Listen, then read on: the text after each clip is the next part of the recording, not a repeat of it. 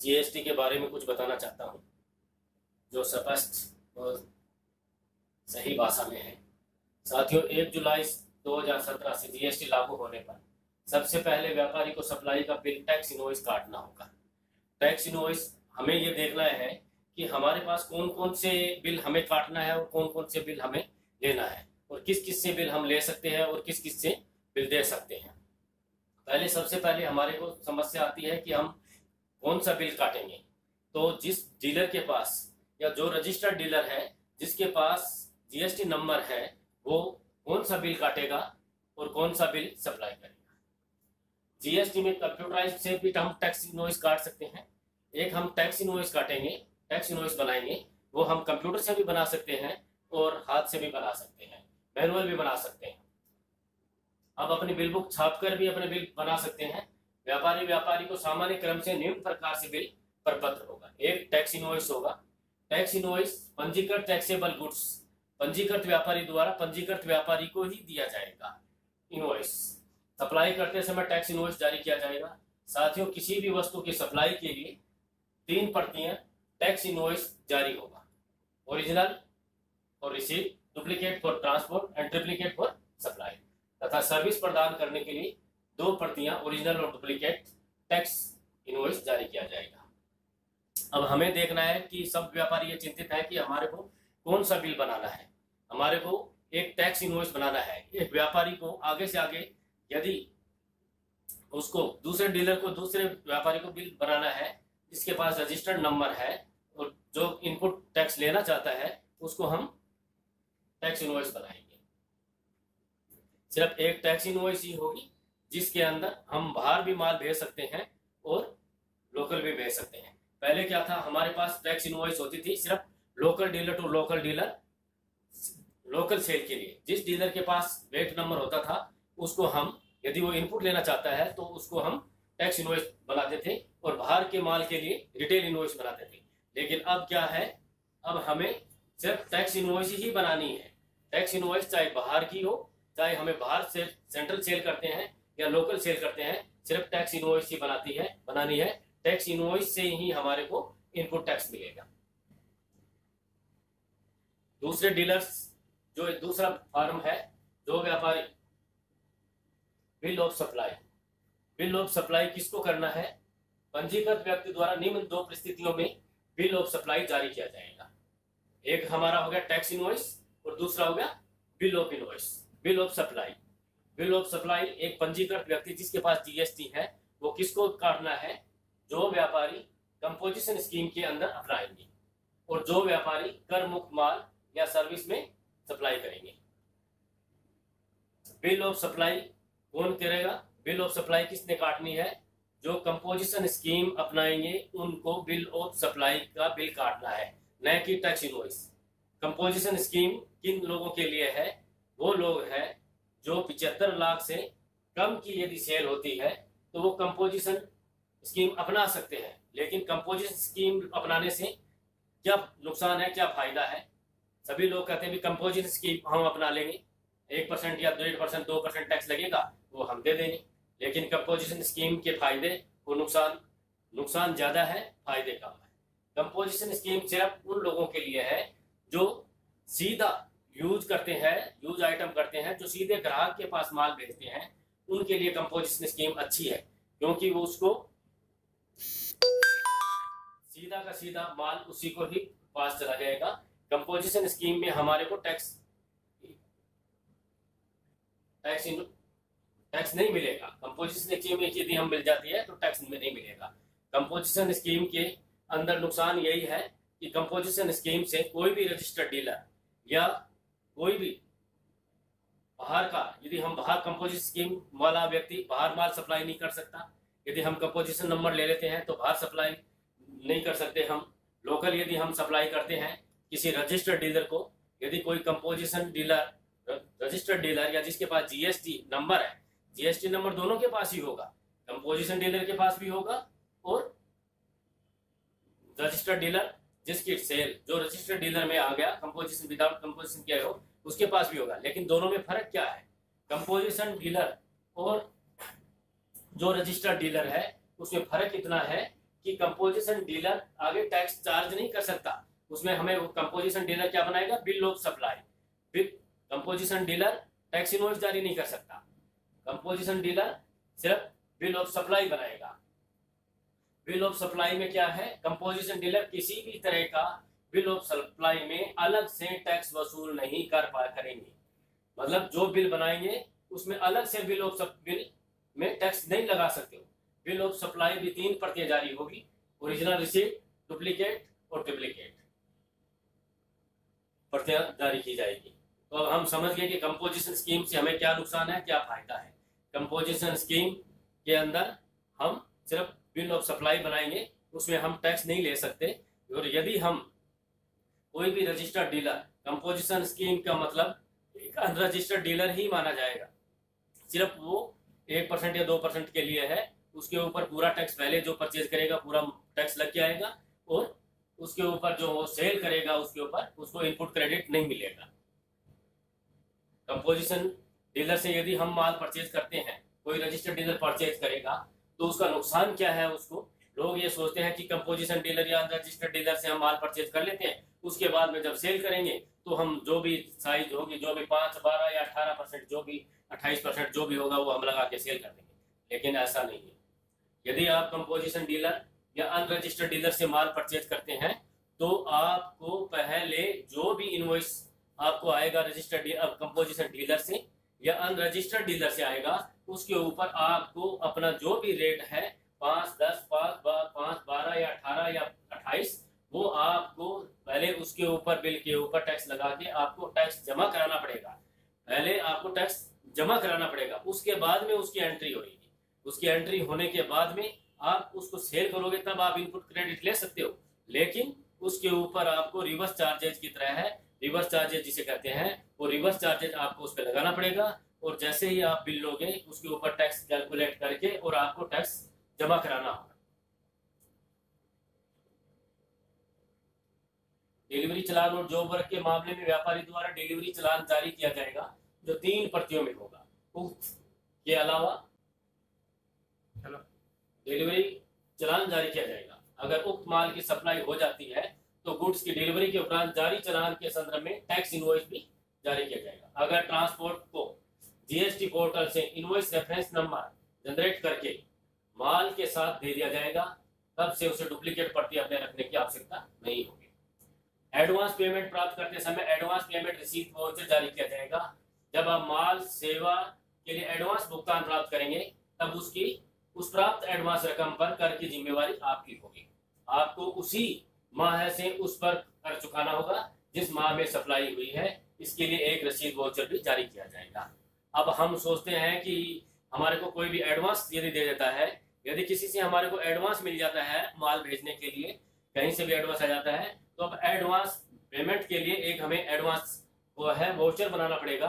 और उस वाउचर पे जिस महीने आपकी सप्लाई होनी है और जिस महीने आप एडवांस प्राप्त किया, यदि आपने उस महीने के अंदर माल सप्लाई नहीं किया, तो उसके ऊपर जो टैक्स, जो रिवर्स चार्जेज होगा, जो भी टैक्स होगा 5, 12, 18 या 28, वो आपको उस एडवांस जो अमाउंट आई हुई है उसके ऊपर जमा कराना पड़ेगा। समझ गए? जो एडवांस अमाउंट जो हम एडवांस ले लेते हैं, ज्यादातर वाहनों में क्या होता है कि एडवांस पेमेंट कर दी जाती है। अब आगे से यदि आपकी पेमेंट बैंक में एडवांस जमा हो जाती है और आप उसको माल बाहर बाद में भेजते हो, जैसे हमारे पास 30 तारीख को पेमेंट आ जाती है और माल हमने 5 तारीख या 10 तारीख को भेजेंगे, तो 5 या 10 तारीख नहीं मानी जाएगी। 30 तारीख को यदि पेमेंट आ जाती है तो आपको उसके ऊपर टैक्स जमा कराना पड़ेगा। उसके ऊपर आप जब आप माल भेजोगे उसमें आप वापस ले सकते हो। अपंजीकृत से खरीद करते समय रिवर्स चार्जेस के केस में टैक्स इनवॉइस जारी किया जाएगा तथा साथ ही जो पेमेंट दिया जाएगा उसके लिए पेमेंट वाउचर भी जारी किया जाएगा। ऐसे ही अनरजिस्टर्ड डीलर से है, यदि हम अनरजिस्टर्ड डीलर से माल परचेज करते हैं तो उसके ऊपर टैक्स लगाया जाएगा। टैक्स लगा के हमें जमा कराना है, उसके बाद में हम उसकी एंट्री करेंगे। उस टैक्स को हमें ही भरना है। उसके बाद में जब हम सेल करेंगे तो उस सेल को हम वापस उसको ले सकते हैं, लेकिन हमारे को उसको जो भी पंजीकृत जो भी व्यापारी होंगे उनको इनवॉइस में यदि कोई गलती हो जाती है तो व्यापारी सप्लीमेंट्री इनवॉइस जारी करेगा तथा माल वापसी के केस में क्रेडिट और डेबिट नोट जारी करेगा। यदि माल वापस आता है तो डेबिट और क्रेडिट नोट जारी किया जाएगा, और डेबिट और क्रेडिट नोट में भी जो भी टैक्स होगा उसी टैक्स के रेट से अनुसार होगा, कब माल आया कब गया, और वो सारी डिटेल्स उसके अंदर डेबिट क्रेडिट नोट में होनी चाहिए कि कितना माल आया था, कितना माल गया, और किसके ऊपर कितना टैक्स था, और कितना टैक्स हमने दिया और कितना टैक्स हमने लिया। अभी तक हमने देखा कि टैक्स इनवॉइस किसको बनाना है, registered dealer to registered dealer tax invoice बनाना है यदि हमें टैक्स इनपुट लेना है तो। दूसरे डीलर आ गया, दूसरे डीलर क्या है, कंपोजिशन स्कीम के डीलर भी हैं। एक रजिस्टर्ड डीलर हो गया, दूसरा हमारा है कंपोजिशन डीलर। वो व्यापारी जो कंपोजिशन स्कीम के अंदर आएंगे वो क्या बनाएंगे, रजिस्टर्ड डीलर तो होंगे, वो रजिस्टर्ड डीलर होंगे, जीएसटी नंबर होंगे, लेकिन वो कंपोजिशन स्कीम के अंदर आते हैं। लोग ये चाहते हैं कि भी हम कंपोजिशन स्कीम अपना लेते हैं, क्यों हम ज्यादा टैक्स दें, 1 या 2% हम टैक्स देते हैं, कंपोजिशन स्कीम के अंदर आ जाते हैं। कंपोजिशन स्कीम के अंदर कौन लोग आ सकते हैं, वो लोग आ सकते हैं जो अपनी सेल 75 लाख रुपए से नीचे हो, या कर मुक्त, जिनके ऊपर कोई टैक्स नहीं है, वो यदि वो डील करते हैं उनके अंदर तो वो कंपोजिशन स्कीम के अंदर आ सकते हैं। जिन लोगों को 20 लाख से ऊपर है और 20 लाख से ऊपर, उनको जीएसटी नंबर तो लेना ही लेना है, लेकिन जिनकी कर मुक्त आय है, कर मुक्त सेल है, यदि जो टैक्स फ्री सेल है, उनको कंपोजिशन स्कीम के अंडर आ सकते हैं। और जो व्यापारी कंपोजिशन स्कीम के अंडर आएंगे उनको क्या करना है, उनको जो एक लिमिट होगी 1 या 2% जो भी टैक्स होगा वो भर सकते हैं। कंपोजिशन स्कीम किसके लिए फायदेमंद है, कंपोजिशन स्कीम उन लोगों के फायदेमंद है जो रिटेल का काम करते हैं। जैसे होलसेल मार्केट के लिए कंपोजिशन स्कीम कामयाब नहीं है। होलसेल मार्केट जो रिटेलर जो कॉलोनियों में खुली हुई है, छोटे छोटे खुली हुई है, छोटे छोटे बस्ती में खुली हुई है, जो छोटे छोटे है, जो रिटेल यूजर जो वहीं पे ही यूजर है, छोटे रिटेल स्टोर है, जो जनरल स्टोर है, उनके लिए कंपोजिशन स्कीम अच्छी है। जो यदि कोई व्यापारी माल बाहर भेजता है तो उसके लिए कंपोजिशन स्कीम के अंदर आ भी नहीं सकता और उनके लिए सही भी नहीं है, क्योंकि जो बंदा कंपोजिशन स्कीम अपनाएगा वो माल बाहर नहीं भेज सकता। उसके ऊपर यदि वो कंपोजिशन स्कीम ले लेता है तो माल बाहर नहीं भेज सकता, सिर्फ लोकल ही सेल कर सकता है। और कंपोजिशन स्कीम के अंदर क्या है कि एक आदमी कंपोजिशन स्कीम पे जो भी है ग्राहक से टैक्स नहीं ले सकता, उसको एमआरपी पे ही देना पड़ेगा। सिंपल सा है कंपोजिशन स्कीम। डीलर किसी तरीके का अपने बिल ऑफ सप्लाई में अलग से वसूल नहीं करेगा। बिल ऑफ सप्लाई की 3 प्रतियां जारी करेगा, जैसे ओरिजिनल, डुप्लीकेट और triplicate. Original for recipient, duplicate for transport, triplicate for supply. तथा सर्विस प्रदान करने के लिए 2 प्रतियां ओरिजिनल और डुप्लीकेट जारी किया जाएगा। डिलीवरी चालान जॉब वर्क के मामलों में व्यापारी द्वारा डिलीवरी चालान जारी किया जाएगा।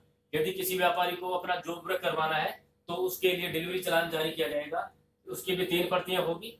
उक्त के अलावा बिना इनवॉइस जारी किए गुड्स को परिवहन में भी डिलीवरी चालान दिया जाएगा। यदि आपको जॉब वर्क कराना है माल के ऊपर तो आप डिलीवरी चालान के थ्रू उसको माल भेज सकते हो। अगर उस माल की सप्लाई हो जाती है तो गुड्स की डिलीवरी के उपरांत जारी चालान के संदर्भ में टैक्स इनवॉइस भी जारी किया जाएगा। अगर ट्रांसपोर्ट को जीएसटी पोर्टल से इनवॉइस रेफरेंस नंबर जनरेट करके माल के साथ दे दिया जाता है तो उसे डुप्लीकेट प्रति रखने की आवश्यकता नहीं होगी। एडवांस पेमेंट के मामले में क्या है, यदि किसी से भी हमारे को एडवांस पेमेंट मिलती है और उसके लिए हमने माल भेजा नहीं है, अभी हम 10 दिन के बाद भेजेंगे, लेकिन पेमेंट हमारे पास आ गई है, तो उस पेमेंट के लिए भी समस्या है कि उस पेमेंट के ऊपर आपको रिवर्स चार्जेस जमा कराना पड़ेगा। यदि माल उसी महीने के अंदर एडवांस आती है और उसी महीने के अंदर आपको जब आप माल सप्लाई कर देते हैं तो आपको कोई रिवर्स चार्जेस जमा नहीं कराना पड़ता। लेकिन यदि माल आपका अगले महीने जाएगा और पेमेंट आपको इसी महीने आ गई, एडवांस आ गई, तो उसके ऊपर जो टैक्स रेट है उस टैक्स रेट के अनुसार से आपको जमा कराना पड़ेगा।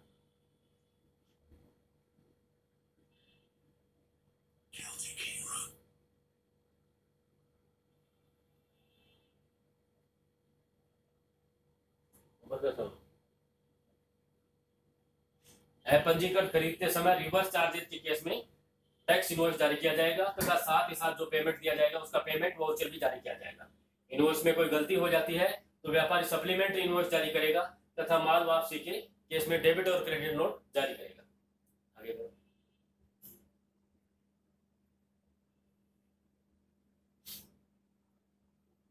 आगे नेक्स्ट पेज।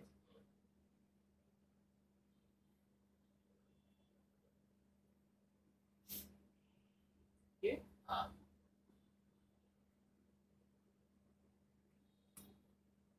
अब इसको दिखाइए,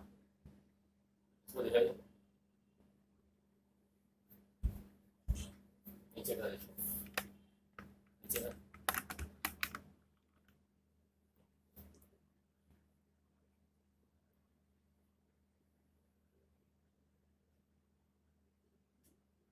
अब हम ये देखेंगे कि हमारा जो टैक्स इनवॉइस है वो input tax credit utilization with state intra state. यदि हम एक स्टेट के अंदर, एंट्रा स्टेट का मतलब हो गया स्टेट टू स्टेट, एक स्टेट के अंदर ही यदि हम, दिल्ली है तो दिल्ली के अंदर यदि हम माल की परचेज करते हैं तो उसका इफेक्ट कैसे पड़ेगा ये हमें देखना है। सप्लाई और परचेज विद इन स्टेट, यदि हम एक ही स्टेट के अंदर सप्लाई करते हैं तो मान लो प्राइस उसकी 100 रुपये है, SGST 14%, यानी मान लो उसके ऊपर टैक्स 28% टैक्स है तो SGST उसको 14% देना पड़ेगा और CGST 14% देना पड़ेगा। टोटल टैक्स हुआ 28, टोटल इनवॉइस होगी 128 रुपये। एक लोकल बिल बनाएंगे हम तो उसमें दोनों टैक्स देने पड़ेंगे। SGST जैसे हम पहले लोकल टैक्स देते थे, एक लोकल टैक्स हो गया, एक सेंट्रल टैक्स हो गया। गवर्नमेंट दोनों टैक्स कहती है आप ही अलग अलग हमें बना के दो, हम अलग अलग नहीं करेंगे, आप ही बना के दो। तो एक यदि बिल 100 रुपये का बिल है आपका तो 14 रुपये आपका लोकल टैक्स हो गया और 14 रुपये आपका सेंट्रल टैक्स आपको जमा कराना है। इस तरीके से यदि आपका टैक्स हो गया 14 14 28, टोटल इनवॉइस हो गई 128 रुपये। अब इसको हमने सेल करना है, इसी ये परचेज थी, इसको सेल करना है। Supply of sale consumer within state, इसी स्टेट के अंदर यदि हमने सेल करनी है तो प्राइस कितना हो गया, 100 रुपीज था, उसमें हमने 110 रुपये, 10 रुपये हमारा मार्जिन जोड़ दिया। SGST 14%, CGST 15 रुपये 40 पैसे हो गया, टोटल इनवॉइस 140 रुपये। इसमें आधा आधा हमें टैक्स बनाते समय आधा आधा हमने जोड़ना है। Total tax collected, total invoice value 140 रुपये होगी। टोटल टैक्स हमने कितना कलेक्ट किया, 15 रुपये 40 पैसे, 15 30 रुपये अप्रोक्सीमेटली। इनपुट टैक्स हमने कितना इनपुट टैक्स दिया था, 28 रुपये। 28 रुपये हमने इनपुट टैक्स दिया तो अब हमने जमा कितना कराना है, 2 रुपये, सिर्फ हमने 2 रुपये जमा कराना है। अब ये नहीं देखना है कि हमारे को 28% टैक्स है तो हम इसको किस तरीके से जमा कराएं। 100 रुपये का यदि हम माल परचेज करते हैं तो हमारे को टैक्स कितना देना है, 2 रुपये, 2 रुपये टैक्स देना है। ये ध्यान में रख के चलना है। लेकिन होना यह चाहिए कि जिसको आप माल बेचते हो क्या आपको वो भी टैक्स दे रहा है कि नहीं दे रहा, क्योंकि यहाँ पे ये ज्यादा है कि हम माल बेचेंगे किसको, कोई तो टैक्स भी नहीं देगा। किसी को यदि टैक्स के नाम से कह दिया कि हमें टैक्स चाहिए, टैक्स का यदि बिल के अंदर टैक्स 28% लगा हुआ देख लिया तो वो तो पहले ही कस्टमर भाग जाएगा। इसलिए कस्टमर को हमें पूरा समझाना है कि तेरे पास जो 28 रुपये है वो 28 नहीं है, इसकी वैल्यू पे ऐड है। Interstate supply of ITC utilization with state, अब हमें ये देखना है कि हमारी, ये तो हमें ऊपर का हमने देखा कि लोकल सेल हमारी किस तरीके से करनी है। लोकल सेल में जिस तरीके से हमने किया हमने ऐड कर दिया और दोनों टैक्स हमने जब परचेज किया जब दोनों टैक्स दिया और जब सेल किया हमने दोनों टैक्स दे दिया। अब हमें यह है कि इंटरस्टेट हमने बाहर कैसे माल बेचना है। Interstate supply of the ITC utilization with state, purchase हमने कितने किया, 100 रुपये का। इंटरस्टेट में हमने क्या करना है, इंटरस्टेट के अंदर 2 टैक्स नहीं लगेंगे। इंटरस्टेट के अंदर यदि हम माल बाहर बेचते हैं तो एक ही टैक्स लगेगा, IGST। जो हमने माल 100 रुपीज का लिया उसके ऊपर IGST हमने 28 रुपये दिया, टोटल इनवॉइस वैल्यू होगी 128 रुपये। इसी माल को हमने सेल करना है। अब यदि हम बाहर सेल करते हैं, इनवॉइस को बड़ा कर,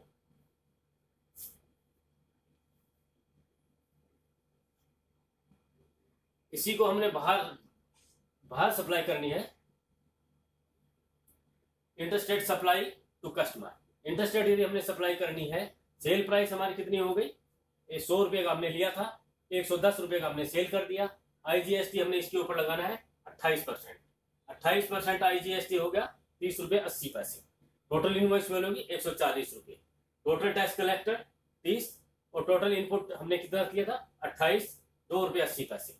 इंटरेस्ट रेट सप्लाई, यदि हमने इंटरेस्ट रेट हमने परचेज किया है और इंटरेस्ट रेट हमने सेल किया है तो हमारे को इतना ही टैक्स पड़ेगा, ₹2 का ही टैक्स पड़ेगा। लेकिन interest rate supply, interest rate यदि हम माल परचेज करते हैं तो एक टैक्स हमारे को लग के आएगा, और इंटरेस्ट रेट हम सेल करते हैं तो भी एक टैक्स लग के आएगा। यदि हम लोकल हम परचेज करते हैं तो हमें 2 टैक्स लग के आएगा, और फिर यदि उस लोकल सेल वाले को 2 लग के आएगा। लेकिन यदि हम इंटरेस्ट रेट सप्लाई करते हैं और उसको सप्लाई करते हैं तो हमारे को एक ही टैक्स लगाना है, supply purchase within state and supply sales interest rate.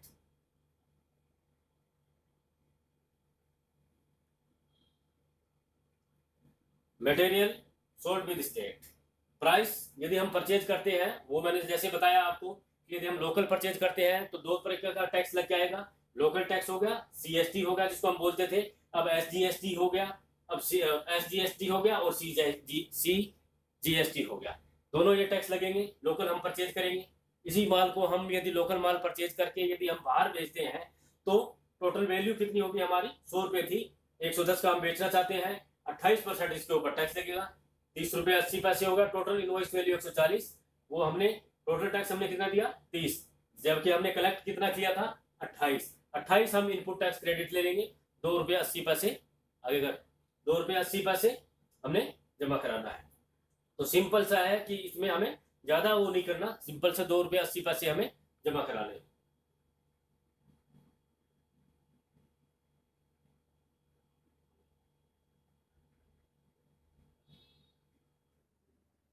अब हम देखते हैं कि हमारा टैक्स इनवॉइस का परफॉर्मा कैसे होगा। अभी तक हमारे पास टैक्स इनवॉइस का परफॉर्मा भी नहीं आया है, लोगों के पास बिल बुक प्रिंट नहीं है। आज हमारा जीएसटी चालू हो गया है, लोग किस तरीके से बिल बनाए, किस तरीके से हैं। बिल का परफॉर्मा वैसे ही है जैसे पहले था। टैक्स इनवॉइस ऊपर के अंदर अपनी फर्म का नाम होगा, जीएसटी नंबर होगा, मोबाइल नंबर होगा, जो भी जितने भी डिटेल्स है उसका एड्रेस होगा, जो भी सारी एड्रेस होगा, नाम होगा, टेलीफोन नंबर होगा, जीएसटी नंबर होगा, और उसके बाद में इनवॉइस किस तरीके से होगा, इनवॉइस नंबर हो गया, इनवॉइस की डेट हो गई, स्टेट हो गया, स्टेट कोड हो गया। आपको स्टेट कोड जरूर डालना है क्योंकि सारा लेन देन स्टेट कोड के कार्ड से हुआ, टैक्स जो जाएगा वो स्टेट कोड के अनुसार से ही जाएगा। Name and address, detail of receiver, GST number, state code, इधर डिटेल ऑफ कंसाइनी, इसको detail of consignee, name address और जीएसटी नंबर हो गया।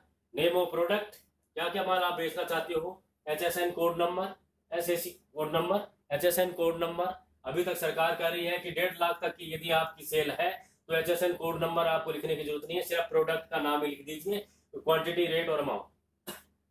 यदि इसमें लेस डिस्काउंट है और टैक्सेबल वैल्यू कितनी होगी, डिस्काउंट है तो काटिए, नहीं तो टैक्सेबल वैल्यू होगी। उसके बाद में जो भी इसके अंदर होगा SGST, CGST, IGST, आपके तीनों टैक्स है, यहाँ टोटल अमाउंट होगी। उसके बाद में कौन सा टैक्स आपका लगता है, यदि आपकी लोकल सेल करते हो तो दोनों टैक्स लगेंगे, SGST, CGST, और यदि सेंट्रल सेल आप करते हो तो इसके अंदर IGST लगेगा। टोटल इनवॉइस अमाउंट आ जाएगी, total amount before the tax, before tax कितनी अमाउंट आ जाएगी। इसके बाद ऑटोमेटिक आप यदि ये परफॉर्मा बना सकते हो कि टोटल एड CGST कितना है, SGST कितना है, IGST कितना है। एक बिल के अंदर ही आप तीनों टैक्स लगा सकते हो। आपकी एक ही टैक्स इनवॉइस की बिल है, बिल बुक है, वो तीनों में ही काम कर सकती है, बाहर भी कर सकती है और लोकल भी कर सकती है। पहले बाहर के लिए अलग होती थी, लोकल के लिए अलग होती थी, लोकल के लिए टैक्स इनवॉइस होती थी, बाहर के लिए रिटेल होती थी। लेकिन अब जो भी रजिस्टर्ड डीलर है जिसके पास जीएसटी नंबर है और जो कंपोजिशन स्कीम के अंडर नहीं है वो ये टैक्स इनवॉइस ही बनाएगा, और टैक्स इनवॉइस के अंदर तीनों एक ही के अंदर तीनों आप टैक्स ऐड कर सकते हो, जो आपका टैक्स आता है वो टैक्स आप करके कर सकते हो। जीएसटी पेबल, यदि रिवर्स चार्जेज आपने पहले आपने कोई टैक्स आपने अनरजिस्टर्ड डीलर या कंपोजिशन से माल परचेज किया है उसके ऊपर आपने रिवर्स चार्जेज आपने दिया है तो आप यहाँ पे ऐड कर सकते हो।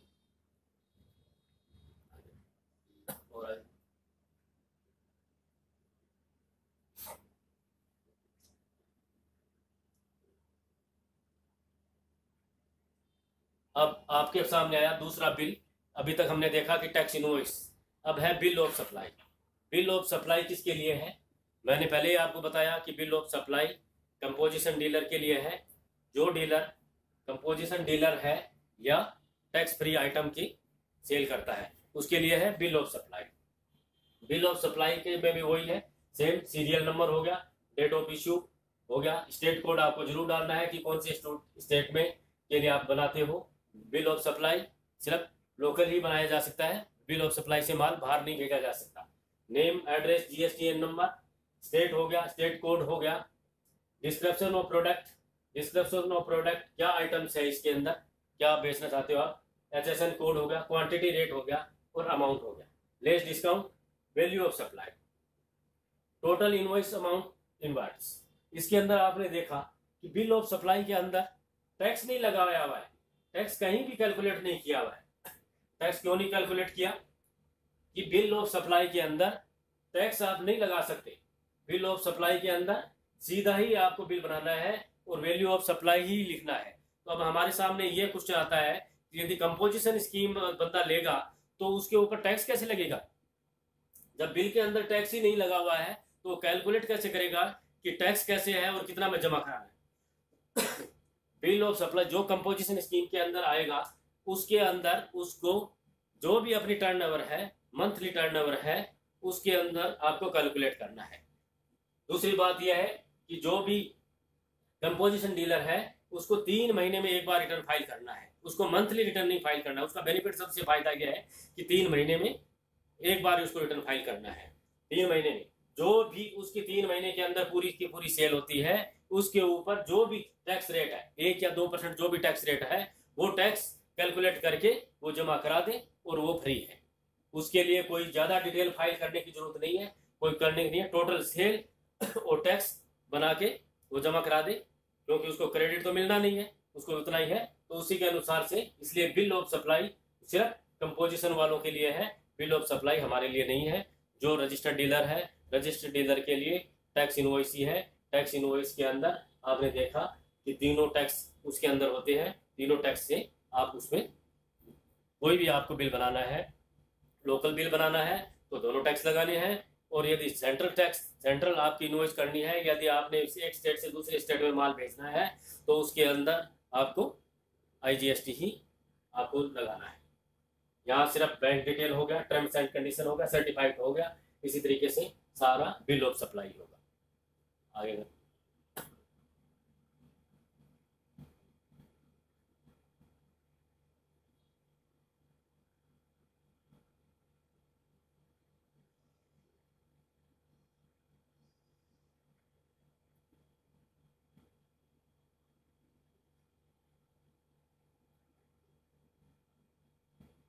इसी तरीके से आपको यदि आप किसी से एडवांस लेते हैं या किसी की पेमेंट लेते हैं तो एक रिसीप्ट वाउचर बनाना पड़ेगा आपको। रिसीप्ट वाउचर के अंदर ही डिटेल ऑफ रिसीवर, किसी आप एडवांस प्राप्त कर लेते हैं या किसी से पेमेंट भी लेते हैं तो एडवांस पेमेंट के ऊपर यदि आपने रिवर्स चार्जेस दिया है तो रिवर्स चार्जेस के लिए होगा reverse charges, voucher number, voucher date, place of supply, कहाँ आपने सप्लाई किया था उसको, description of product, HSN number, ISG, CGST, SGST, IGST, advance, इसी तरीके से आपको जमा करना है।